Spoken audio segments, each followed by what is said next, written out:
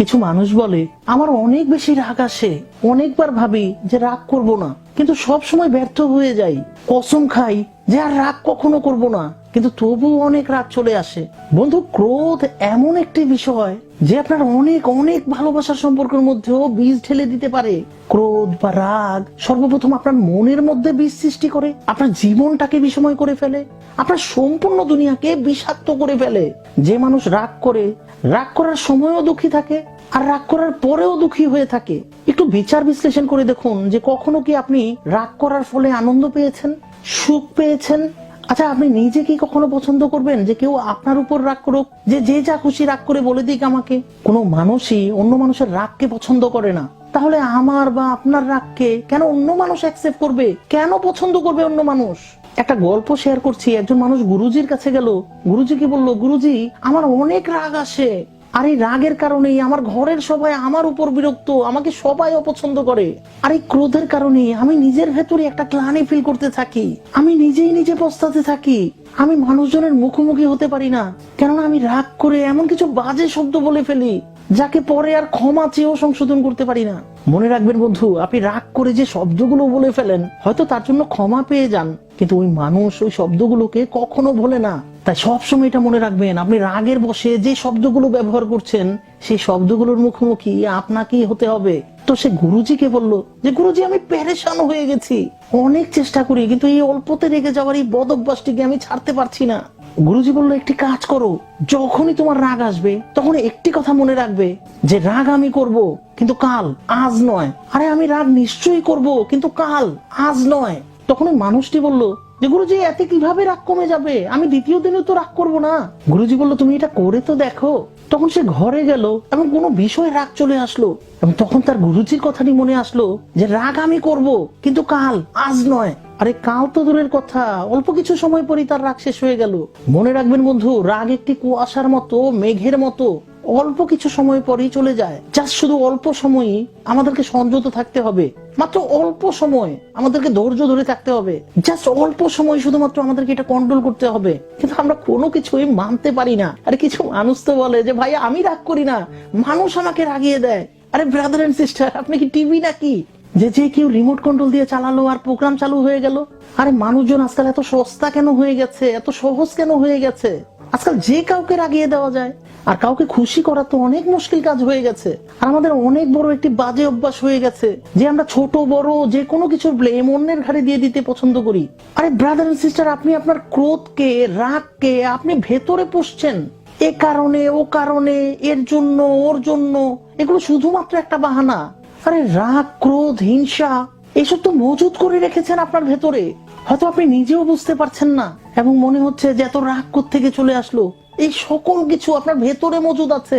তাই ওই গল্পের গুরুজির কথাটি যদি লক্ষ্য করি যে রাগ আজ নয় কাল করব, জাস্ট অল্প সময়ের জন্য নিজেকে সংযত করা আর রাগ গায়েব। বন্ধুরা, অনেক মানুষ বলে যে রাগকে কন্ট্রোল করা সম্ভব না।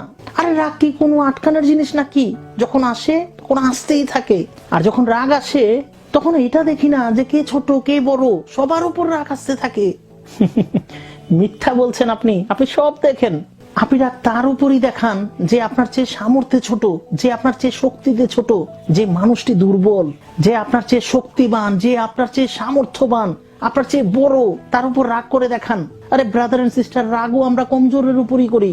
যে আমাদের চেয়ে শক্তিতে বড়, সামর্থ্যে বড়, পদমর্যাদায় বড়, সে যত খারাপ ব্যবহারই করুক না কেন তখন আর আমাদের রাগ আসে না, কেননা আমরা জানি এখানে রাগ করলে লোকসান হবে। তার মানে হচ্ছে রাগও আমরা ক্যাটাগরি দেখেই করি, যে এর উপর করব, এর উপর করা যাবে না। ওই রিক্সাওয়ালার উপর করলে ওকে মাইর দেওয়া যাবে, আর ওই যে ছেলেটার ওর সাথে রাগ করলে মাইর খাইতে হবে। তার মানে হচ্ছে রাগ করব কি করব না আর কার উপর করব এটাও আমাদেরই পছন্দ।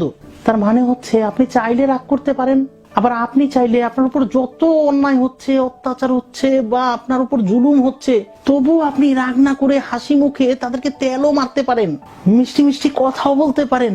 বন্ধু, কিছু মানুষ আছে যারা রাগে ক্রোধে হিংস্র হয়ে যায়, পৃথিবীর কারোর সাথে পারে না, কেননা অন্যখানে রাগ করলে মাইর খাইতে হবে, তাই সে ঘরের ভিতর হিংস্র হয়ে যায়। কিছু স্বামী আছে যারা স্ত্রীর গায়ে হাত তোলে, কত খারাপ কাজ, কত ঘৃণিত কাজ এটা। একবার একজন বললো যে স্যার, ভদ্রলোক রাগের চোটে স্ত্রীকে বেধড়ক মেরেছে। আরে ব্রাদার এন্ড সিস্টার, যে মানুষ পরিবারের উপর নির্যাতন করে সে ভদ্রলোক কিভাবে হয়? আরে তাকে তো মানুষও বলা যায় না। আরে আরে সে তো পশুর চেয়েও খারাপ। আমি অনুরোধ করছি মা বোনদেরকে, আপনারা এই নির্যাতনের প্রতিবাদ করুন, চুপ করে সহ্য করবেন না। যখন এটা আপনার সাথে প্রথম হয় তখনই এটাকে বিরোধ করুন, এটাকে অভ্যাসে বদলাতে দিয়েন না। আপনার শক্তি আপনি নিজেই হন। এরকম কথা বহু শোনা যায় যে বহু মা বোনের উপর অত্যাচার নির্যাতন হচ্ছে। মা বোনদেরকে বলছি, কারো ভরসায় বসে থাকবেন না, কেউ আসবে না আপনাকে বাঁচাতে। আপনি নিজেই নিজেকে রক্ষা করতে শিখুন। প্রথম দিনই এটা বাধা দিন যে আমি এটা সহ্য করব না, নির্যাতন অত্যাচার সহ্য করব না। কিছু কিছু গল্প তো এমনও শুনি যে লোম শিউরে ওঠে, কিভাবে মানুষ কত নির্দয় হতে পারে। বন্ধু, ক্রোধ এমন একটি আগুন যা শুধু আপনাকে নয় পুরো দুনিয়াকে জ্বালিয়ে দিতে পারে। আরে একজন রাগী মানুষের সাথে থাকা তো সাক্ষাৎ নরকে থাকার মতো। আরে বন্ধু, যেখানে ক্রোধ আসে সেখান থেকে শান্তি পালিয়ে যায়। কিছু মানুষ বলে যে আপনি এসব কি বলেন, আমরা কি চুপচাপ থাকবো নাকি, রাগ না করে সবকিছু শুধু সহ্য করতে থাকবো নাকি? আরে না না, আমি আপনাদেরকে এটা বলছি না। সৃষ্টিকর্তা আপনাকে বিবেক দিয়েছে, কথাগুলোকে বোঝার চেষ্টা করুন।